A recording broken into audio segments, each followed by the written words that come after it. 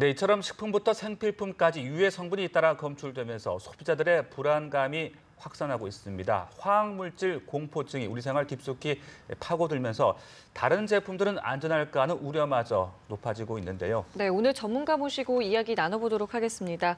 안종주 사회안전소통센터장 나오셨습니다. 안녕하세요. 네, 안녕하십니까. 네.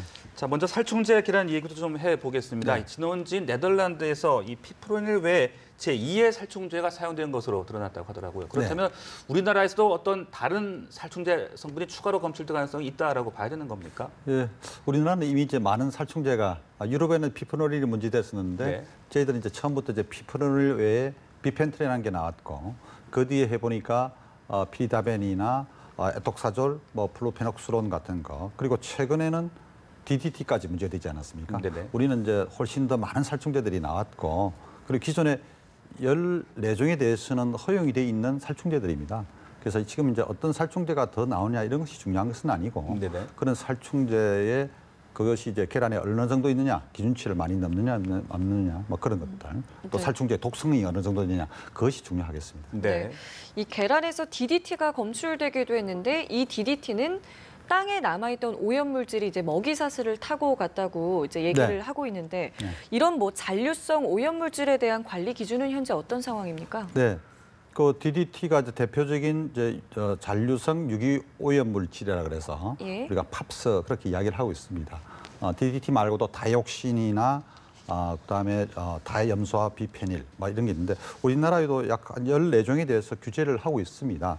2007년도에 이미 관련 법을 만들어서 그래서 구종에 대해서는 아예 제조, 사용, 유통이 금지돼 있고요. 네. 예, 그래서 그런 철저하게 하고 있고요. 우리나라뿐만 아니라 전 세계적으로 2001년도에 스톡홀름에서 모여서 세계 각국이 이런 잔류성 유기 오염 물질들은 독성도 강하고 또 이 생물 농축도 되고 장거리 이동도 되고 또 토양이나 생태계에 오랫동안 잔류하기 때문에 우리가 이런 부분은 국제 간 거래나 이동을 제한하자 해서 국제 협약을 만들었습니다. 스톡홀름 협약 혹은 이제 팝스 협약인데 우리도 그것에 따라서 법을 만들었고요. 엄격하게 규제를 하고 있습니다. 주로 DDT와 같은 유기염속의 농약 이 주종을 이루고 있습니다. 그래서 이런 것들에 대해서는 나름대로 우리 뭐 여러 가지 쌀이라든지 곡물 이런 데에 검출 제한 기준 이런 것들을 허용치 이런 걸 다 만들어 놓고 그렇게 관리를 하고 있습니다. 그런데 이제 워낙 이게 잔류성이 강하다 보니까 DDT는 1979년도에 우리나라에서 사용 금지를 했거든요. 60년대에 많이 썼습니다. 저도 어릴 때 60년대 초등학교 다닐 때인데 머리니나 사타구니 이 같은 거 없애기 위해서 DDT 뿌리고 뭐 이렇게 한 적이 있습니다. 우리나라 50대 이상은 아마 추억의 살충제, 세계에서 가장 유명한 살충제. 그렇죠.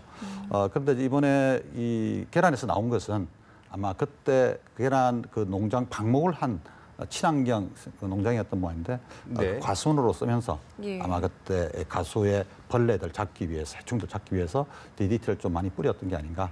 그래서 앞으로는 농장을 하든 우리가 이 과수원을 뭐 하든 그런 토양에 뭐 하는 것들은 사전에 DDT나 다른 우리 오염물질이나 중금속 있는지 없는지를 확실히 좀 검사를 한 뒤에 축산이든 농사든 짓는 그런 지혜가 필요합니다. 그렇군요.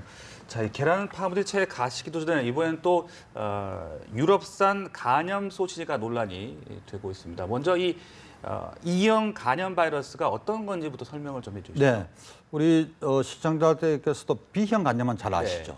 그래서 우리가 간암도 일으키고 B형은 많이 하는데 되게 이제 A형 간염도 최근에 좀 들어보셨을 겁니다. A형 간염하고 좀 비슷합니다. 전격성 간염이라 해서 갑자기 그 간염이 생기는데 이것은 되게 이제 물이나 식품을 통해서 그렇게 이제 바이러스로 오염된 걸리는데 되게 이제 위생 상태가 좋지 않은 나라, 저개발 국가나 개발도상국가, 아프리카라든지 뭐 동남아, 중국 같은 데서 많이 생기고요. 세계로도 중국도 1988년에서 89년 사이에 약 10만 명이 이런 우리 E형 간염에 걸린 그런 사례도 있고요.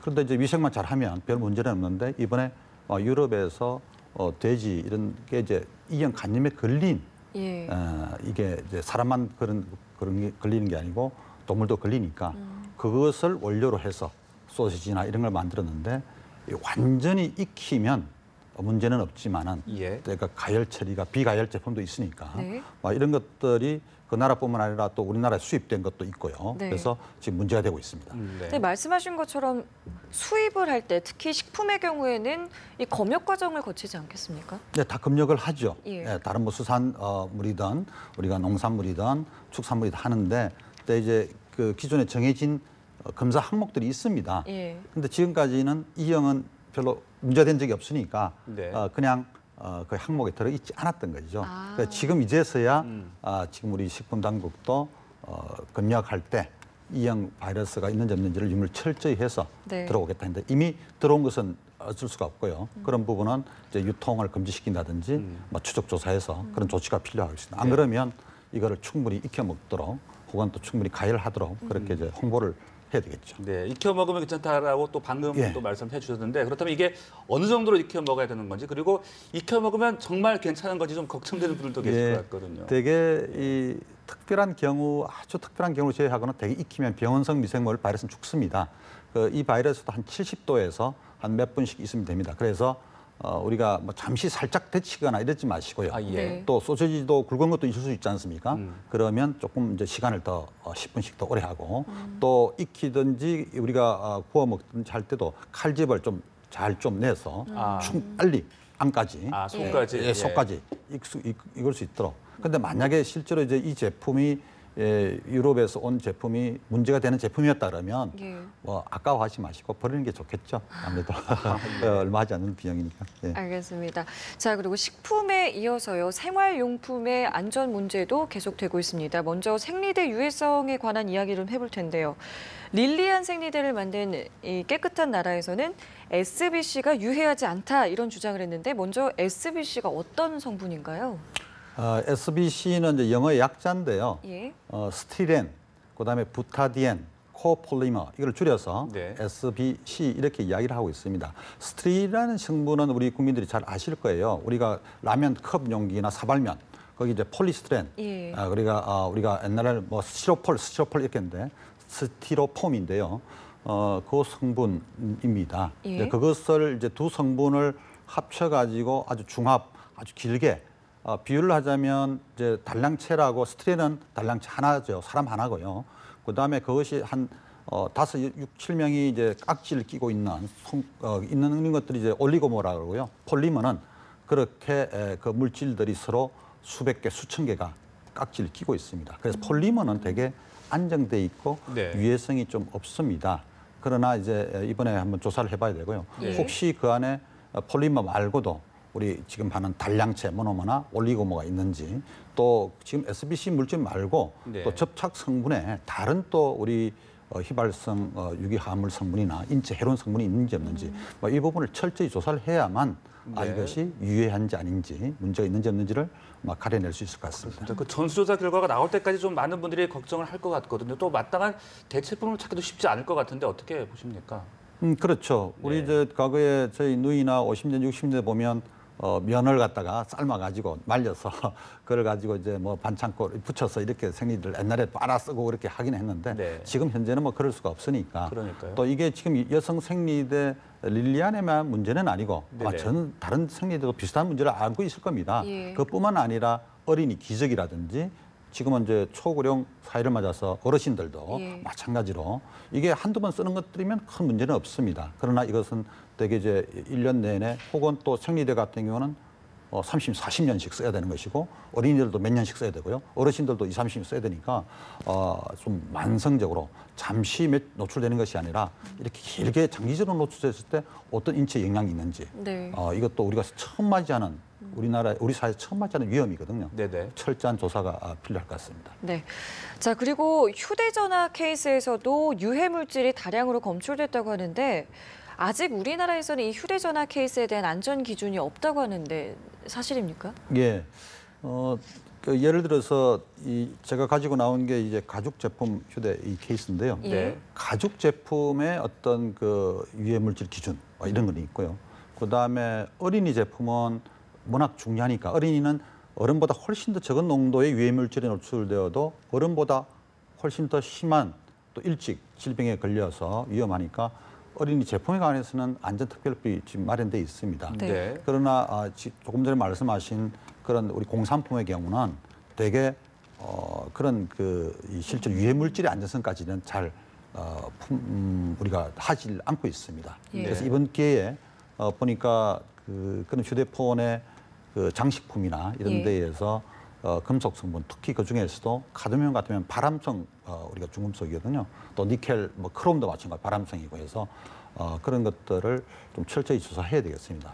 네. 과거에는 되게 이제 이런 장신구나 이런 것들이 여성들이 귀걸이라든지 목걸이나 팔찌 이런 데에서 좀 싸구려 도금을 하니까 크롬이나 니켈 도금에서 접촉성 피부염이나 알레르기 이런 것들이 종종 보고되기도 하고 문제가 된 적은 있습니다만은 뭐 휴대폰까지 이렇게 문제가 되지는 네. 않았는데 네. 워낙 휴대폰이 모든 국민들이 휴대폰을 쓰고 또 하루에도 뭐 수백 분씩 만지작 또 하루 종일 24시간 거의 그렇죠. 같이 있으니까 네. 아마 관심이 좀 큰 것 같습니다. 예, 네. 말씀하신 대로 뭐 진짜 하루 종일 이걸 만지게 되고 특히 아이들 같은 경우는 이걸 뭐 물고 빨기도 하잖아요. 그렇기 때문에 이게 좀 심각한 건 아닌가 이렇게 생각하는 분들 계실 것 같거든요. 예.